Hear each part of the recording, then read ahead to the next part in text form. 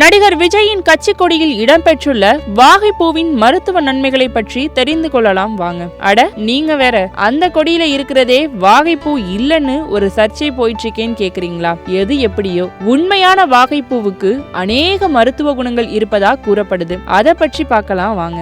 வாகை மரம் பல 100 வருடங்களுக்கு முன் நம் தமிழ் மக்களின் வாழ்க்கையில் ஒன்றர கலந்துவிட்ட மரமாக இருக்கிறது. இந்த மரமானது காற்றில் உள்ள விஷத்தன்மையை நீக்கி சுத்தமான காற்றை நமக்கு தருவதாக சொல்லப்படுகின்றது. மேலும் இந்த மரத்தின் பூவானது வெண்மை அல்லது வெளிர் மஞ்சள் நிறத்தில் காணப்படுகின்றது. வாகைப்பூ கண் நோய்களை குணமாக்க முக்கிய பங்கு வகிப்பதாகவும், குறிப்பாக கண்ணில் ஏற்படும் எரிச்சல், வறட்சி, நீர் கசிதல், பார்வை குறைபாடு போன்ற பிரச்சனைகளை சரி செய்யும் எனவும் சொல்கிறார்கள். இதற்கு வாகைப்பூவில் தயாரிக்கப்பட்ட தேநீரை குடிப்பது நல்லது என்றும், இந்த தேநீரானது வாதம், பித்தம் போன்றவற்றை சரி செய்யவும், உஷ்ணத்தால் ஏற்படும் கட்டிகளை குணமாக்கவும், உடலில் இரத்தத்தில் உள்ள நச்சுக்களை நீக்கக்கூடும் என்றும் நம்பப்படுகிறது.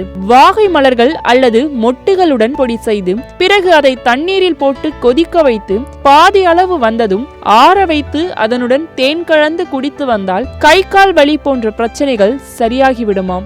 வாகைப்பூவின் இழைகளை அரைத்து கண்ணில் வைத்து கட்டிக்கொண்டால் கண் வீக்கம், சிவந்து போதல், வலி போன்ற பிரச்சனைகள் எளிதில் குறைவதாகவும், சூடான தண்ணீரில் வாகைப்பூ மொட்டு மற்றும் தேன் சேர்த்து கலந்து குடித்து வந்தால் வயிற்றுவலி, வயிற்றுப்போக்கு போன்ற பிரச்சனைகளுக்கு தீர்வாக இருக்கும் என்றும் சொல்லப்படுகின்றது. ஒரு பாத்திரத்தில் விளக்கெண்ணெய் ஊற்றி அதில் வாகை இலை பூவை அரைத்து போட்டு வேக வைத்து பிறகு ஆற வைத்து பற்றாக போட்டு வந்தால் மூட்டு வலி, கை கால் வலி குறையும் என்றும், வாகை மரத்தின் வேர் பட்டைகளை நன்கு பொடியாக்கி அதில் பல் துளைக்கி வந்தால் ஈறு பிரச்சனைகள் குணமடைவதாகவும் கூறப்படுகின்றது.